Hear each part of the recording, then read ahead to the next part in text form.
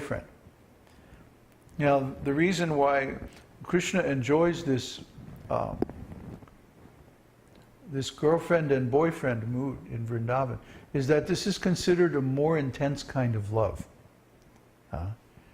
That the gopis loved Krishna so much that they could give up even their husbands and their children and their family and the principles of religion and social customs and everything. They didn't care for any honor or prestige or any religious reputation or any of that. They just wanted to be with Krishna because they knew who Krishna was. They knew that Krishna was the Supreme Personality of Godhead. But in another way, even though they knew, they didn't care. Because they didn't care whether Krishna was God or not. That didn't matter to them. What mattered to them was that they were so much in love with Krishna and they just wanted to please Krishna. You see, that was the whole core of their existence. And then because of that, their service was very, very pleasing, very satisfying to Krishna. So the gopis, they wanted to enjoy with Krishna for the duration of 1,000 yuga cycles. Anybody know how much that is? Huh? How much? 4,320,000,000 years. Times? No, 4,320,000,000 years. That's one yuga cycle. Oh no, the one yuga cycle is 4 million, so 1,000 would be 4 billion. You're right. Yeah, yeah, very good. So this length of time was considered, even that was considered insufficient amount of time. Like I tell my lion, I say, how about let's just go, you and me, to the forest for a Googleplex a zillion years.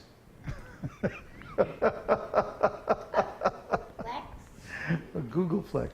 You know how much that is? Well, a Google is 80,000 trillion. No. A Google is 10 to the 100th power. Yeah, like 1 followed by 100 zeros. And a Googleplex is a Google times a Google and a Google times that. No. A Google to the Google's power. So it's 1 followed by Google zeros? Yeah. Yeah, that's about it.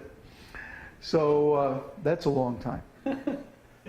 But even that amount of time would pass very quickly because to be with the Lord in that wonderful, intimate space is so pleasing and so wonderful, both to the Lord and to the devotee, that the time seems to pass just in a second. So try to understand how wonderful these pastimes of the Lord are and how pleasing this devotional service is. There's no pleasure like it anywhere in this material world. The only way that you can taste this pleasure is by approaching the source of pleasure. The Supreme Lord is the source of everything good. And we're meant to have our primary relationship with Him, not with anybody else. As soon as we try to enjoy with another human being or another living entity, then we become actually offenders to the Lord. He created us for His enjoyment. He should get to enjoy us first. If He doesn't enjoy us, then we try to have pleasure with somebody else, then simply we're creating sinful reactions and we're going to suffer for that. So instead of suffering, we could just give up that nonsense and enjoy with the Lord, and then everything is beautiful. You know, why is it such a problem? Only because of attachment. So we're attached to our bag of rocks. I like to use this example. It's like, I want to give you diamonds. See, I have a handful of diamonds here. I want to give you these diamonds. So you're holding this big bag of rocks, and you're going, oh no, I can't take those diamonds because I have to hold on to my rocks. If I let them go, I wouldn't have anything. No, but I'm going to give you these diamonds. It's all right.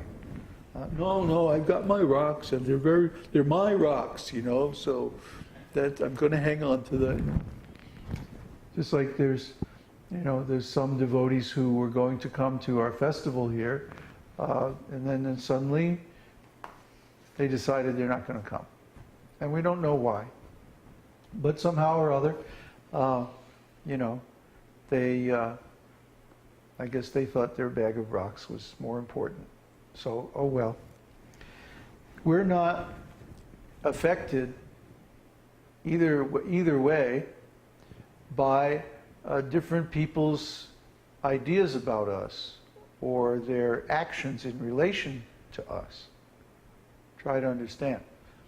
When a devotee is on the transcendental platform, he doesn't care what other people think because he's not on the platform of false ego. So if people like us, that's fine. If they don't like us, oh well, what can we do? They're free to make up their own minds. And we're not attached to one way or the other. It's nice for them if they could join us and engage in devotional service in our association. But if they don't want to, what can we do? They have free will, and even Krishna recognizes the free will of the jiva soul, so that's the least that we can do also. So anyway, Krishna's pastimes are so wonderful that everyone should taste these things. Everyone should know these things and experience them for themselves.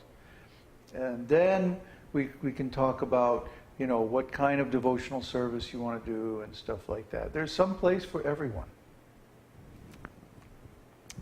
So, number 63. Oh, it's like the countdown, Number 63 was Krishna's attractive flute. In the 10th canto, 35th chapter, verse 15 of Srimad Bhagavatam, the gopis tell Mother Yashoda, when your son plays on his flute, Lord Shiva, Lord Brahma, and Indra, although they are supposed to be the greatest learned scholars and personalities, all become bewildered. Although they are all very great personalities, by hearing the sound of Krishna's flute, they humbly bow down and become grave from studying the sound vibrations. So if you listen to Vedic music, there's so many nice videos on YouTube. Just do a search for Vedic music or Sangeet or Drupad or Ragas or any of that. And you can hear so many nice Indian music, Vedic music. And you'll be amazed at how fine this music is, It's very lyrical and very nuanced and, very expressive, very wonderful. There's nothing really to compare to it in the West. And this is just a pale reflection of how wonderful Krishna's flute music is. The other day I posted something on our community site about the music made by Krishna and the gopis. And when Krishna and the gopis get together, they jam out. And each gopi is expert at playing a particular instrument, according to their mood, according to their specific personality. They play certain kinds of instruments. And they all play together and they dance at the same time. It's really amazing. It's wonderful how the gopis do this. So when they make their concert, there's, each group of gopis, there's different groups of gopis. It's called Gopi Gana. Gana means like a group or a gang or, they all have something in common. So the gopis that have that thing in common, like interest in music or specializing in dancing a certain way, or the gopis from a particular corner of Vrindavan, or so however they organize themselves, they all form these little groups, and then each one will do their special dance and their special tune and their particular kirtan and entertain Radha and Krishna. Radha and Krishna are like the king and queen of Vrindavan. And all the gopis simply entertain them with beautiful songs and dances. Sometimes they make jokes, and everyone will laugh. Their laughing is like a flood, like waves of a flood that come through the forest bowers of Vrindavan at night. We can't understand how wonderful those pastimes are unless we personally engage in them ourselves. In his book Vidagdha Madhava, Sri Rupa Goswami thus describes the vibration of Krishna's flute. The sound vibration created by the flute of Krishna wonderfully stopped Lord Shiva from playing his dindim drum. And the same flute has caused great sages like the four Kumaras to become disturbed in their meditation.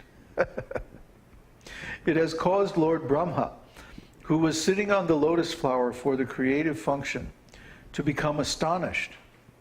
And Anantadev, who was calmly holding all the planets on his hoods, was moving in this way and that due to the transcendental